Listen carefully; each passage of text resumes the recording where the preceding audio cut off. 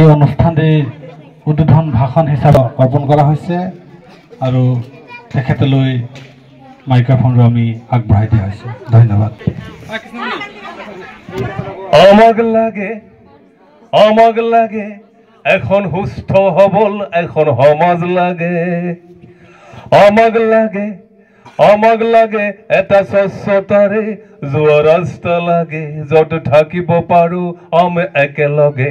য'ত যাব পাৰো আমি একেলগে, য'ত থাকিব পাৰো আমি একেলগে, য'ত যাব পাৰো আমি একেলগে। আমাক লাগে এনে এখন সমাজ লাগে। মান্যবৰ তথা মোৰ বন্ধুবৰ সঞ্চালক মহোদয় আৰু আজিৰ এই নৃত্যগীত কবিতাৰ আদিনত মাজানৰ ঘৰত উপস্থিত হোৱা শ্ৰদ্ধাৰ বিশিষ্ট ব্যক্তিসকল আৰু অতিকৈ মৰমৰ তথা শ্ৰদ্ধাৰ আমাৰ টেঙানীবাসী ৰাইজ তথা কণ কণ মইনা মইনাসকল সকলোলৈ মোৰ আন্তৰিক অভিনন্দন জ্ঞাপন কৰিছোঁ। আমাৰ বন্ধুবৰ ৰামদেৱ বিদাসে কৈছেই যে মাজানৰ বহুদিনৰ সপোন এটা আজি আপোনালোকৰ সহযোগত অনুষ্ঠিত কৰিবলৈ তেওঁ সক্ষম হৈছে। সেয়েহে তেওঁ পুনৰবাৰ মোৰ তৰফৰ পৰা আন্তৰিক অভিনন্দন জ্ঞাপন কৰিছোঁ। সকলোৱে জানে সংস্কৃতিৰেহে সমাজ এখন গঢ়িব পাৰি আৰু সেই কথাটোৱে বাস্তৱ হয়। সেয়েহে আমাৰ অসমখনতে চাওলুং চুকাফাৰ নেতৃত্বত ৰংঘৰ বাকৰিৰ পৰা যি আমাৰ অসমীয়া জাতিৰ গঠন প্ৰক্ৰিয়া আধ্যাত্মিক দিশৰে আমাৰ গুৰুজনা তথা শংকৰ গুৰুজনাৰ যি আধ্যাত্মিক দিশেৰে সংস্কৃতিৰ যি অসমীয়াৰ যাত্ৰা, অসমীয়া জাতিক গঠন কৰাৰ যাত্ৰা, বিষ্ণু প্ৰসাদ ৰাভা আৰু কোঁৱৰ জ্যোতিপ্ৰসাদ আগৰৱালা আদি কৰি ভূপেন হাজৰিকাৰ যি কণ্ঠৰ যাদু তথা যিবোৰ শব্দ যি সুৰ আছিল আৰু শেহতীয়াকৈ আমাৰ অতিকৈ মৰমৰ আদৰৰ ৰাজীৱ শদিয়াৰ যি গানৰ আহ্বান, জাতিৰ অস্তিত্ব ৰক্ষাৰ যি কণ্ঠ, সেই গোটেইবোৰক আমি যদি অনুধাৱন কৰোঁ নিশ্চয় আমি জানিব পাৰিছোঁ যে সংস্কৃতিৰেহে আমি উঠি অহা প্ৰজন্ম তথা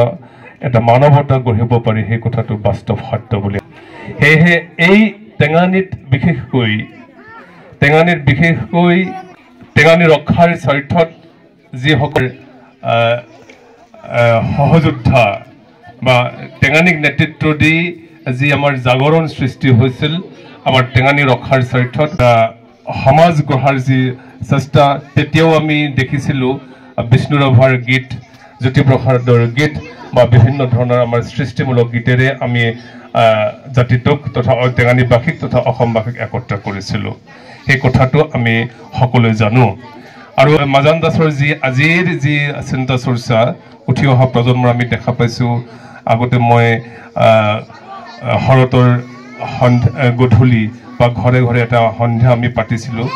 শৰতৰ সন্ধ্যা তথা গধূলি, মানে তেনেকুৱা সময়ত তাইক মই পাইছিলোঁ তেখেতক। আৰু তেতিয়া তেওঁৰ যি প্ৰতিভা, তেওঁৰ যিটো চিন্তা চৰ্চা আৰু তেওঁৰ যি মনৰ কথা বা মনৰ চিন্তা চৰ্চা কণ কণ মইনা মইনুসকলক তাই শিকাই থাকে বা অংশগ্ৰহণ কৰিবৰ বাবে তেওঁ মানে যিকোনো অনুষ্ঠানলৈ আগুৱাই নিয়ে বুলি মই জানিব পাৰিছোঁ। কাৰণ মই বহুদিন টেঙানীত নাই, যাযাবৰীৰ দৰে ঘূৰি আছোঁ। আজিৰ সমাজখন গঢ়িবলৈ হ'লে সাংস্কৃতিকভাৱে আমি যদি নগঢ়োঁ, সাংস্কৃতিকভাৱে যদি আমি এটা পৰিৱেশ চিন্তা চৰ্চা কৰি যদি আমি আগ নাবাঢ়োঁ, তেতিয়া বিশৃংখলতাই এটা দেখা দিয়াটো একদম বাস্তৱ। সেয়েহে আমি ঘৰৰ পৰাই, আমি মাজান দাসৰ ঘৰৰ পৰা ক'ব বিচৰা নাই, প্ৰত্যেকৰ ঘৰৰ পৰাই যদি আমি সাংস্কৃতিকভাৱে আমাৰ ল'ৰা ছোৱালীক যদি আগুৱাই লৈ যাওঁ, নিশ্চয় আমাৰ এখন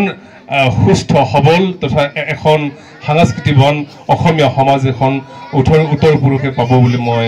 বিশ্বাস কৰোঁ। সেয়েহে সকলো উপস্থিত শ্ৰদ্ধাৰ ব্যক্তি তথা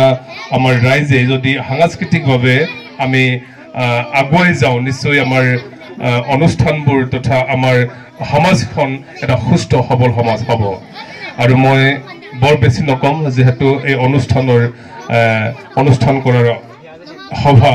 গীত আৰু কবিতা শুনিম গান শুনিম তেনেকুৱা কথা সকলোৰে মানে মনত আবেগিক হৈ আছে এই অনুষ্ঠানটো সফল হোক উঠি অহা প্ৰজন্ম যাতে সাংস্কৃতিবান হোক তেওঁলোকৰ প্ৰতিভাবোৰ আমি ঘৰে ঘৰে অসমৰ ঘৰে ঘৰে যাতে নিগৰি থাকক আৰু আহি থকা সময়বোৰত যাতে এটা সমাজ এখন সুস্থ সবল হোক আৰু ৰাজীৱ হদিয়াৰ জন্ম হোক আৰু বিষ্ণু ৰাভাৰ জন্ম হোক ভূপেন হাজৰিকাৰ জন্ম হোক তেনেকুৱা ধৰণৰ চিন্তা চৰ্চা আৰু এই সুযোগতে আপোনালোকক এটা কথা কম মই জনগোষ্ঠী সাংস্কৃতিক ঐক্য মঞ্চ বুলি এই টেঙানীতি আৰম্ভ কৰিছিলোঁ ধনখৰি নদীৰ পাৰত আমি গুৰুজনাৰ নাম প্ৰসংগ কৰি এতিয়া বৰ্তমান জনগোষ্ঠী সাংস্কৃতিক ঐক্য মঞ্চ 7 বছৰ ভৰি দিছে এতিয়া উজনিৰ পৰা নামনিলৈকে ধুবুৰীলৈকে আমি সক্ষম হৈছোঁ জনগোষ্ঠী মানে যি সাংস্কৃতিক যি পৰিকল্পনাৰে সমাজ গঢ়িছিল মনীষীসকলে ঠিক একেই কথাকে চিন্তা চৰ্চা কৰি সকলো জনগোষ্ঠীসমূহক সাংস্কৃতিকভাৱে বান্ধি আৰু সেই কথাটোকে মানে একদম স্পষ্টভাৱে আমি চিন্তা চৰ্চা কৰি জনগোষ্ঠীয় সাংস্কৃতিক ঐক্য মঞ্চ আমি জন্ম দিছোঁ আৰু অসমীয়া সমাজখন যাতে সবল ৰূপ হয় এই কথাটো চিন্তা চৰ্চা কৰি যাতে বিশৃংখল সৃষ্টি নহয় খণ্ড বিখণ্ড নহয় এই কথাবোৰক আমি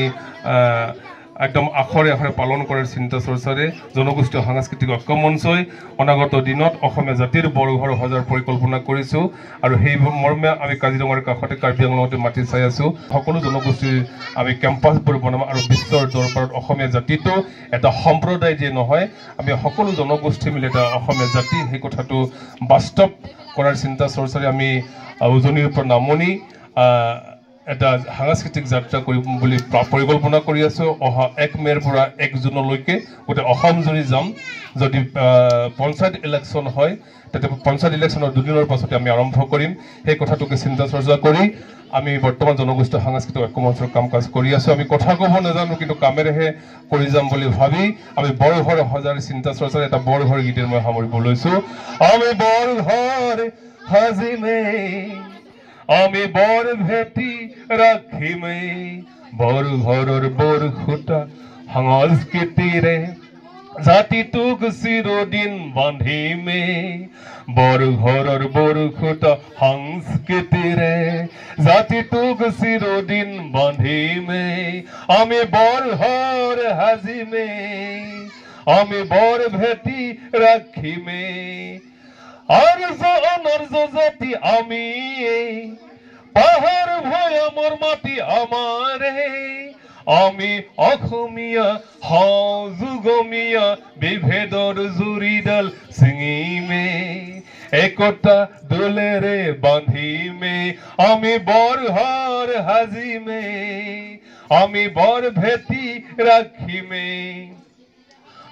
নজুতিৰে আমি আগুৱাম ইতিহাসৰ পাঠ পঢ়ি পঢ়ি উত্তৰ পুৰুষৰ বাবে আমি গঢ়িম